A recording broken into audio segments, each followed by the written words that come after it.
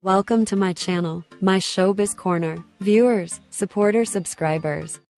Hello 18s! Ang laki talaga ng impact at impluensya ni Philip sa mga kabataan ngayon dahil ang anak ni Judy Ann Santos na si Johan ay finalo si Philip Orken dahil siguro sa ganda ng musika at sa pagiging artistic at realistic ni Ken or Philip sa pag-perform at pag-entertain ng mga fans at ng mga 18s. Kaya naman, ang nanay ni Johan na si Miss Judy Ann Santos, finalo din si Philip na kung saan idol ng kanyang anak at umiidolo at na-inspired.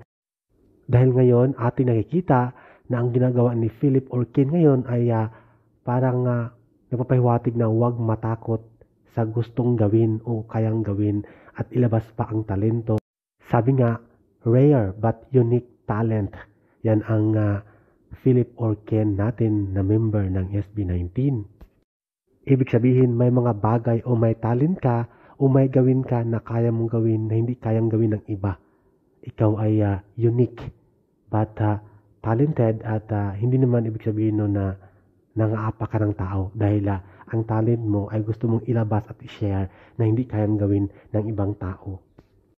Ayon kay Ken or Philip, sa kanyang interview noon, gusto niya ilabas ang talent niya, ang mga musika na gusto niyang gawin na mula sa puso at isip.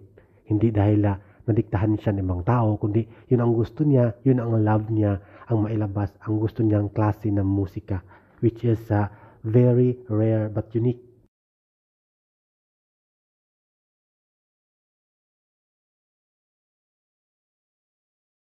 Thank you for watching, guys. See you in the next video and update. Please like and subscribe to my channel. Keep watching. God bless everyone and always remember, be yourself and be a good one.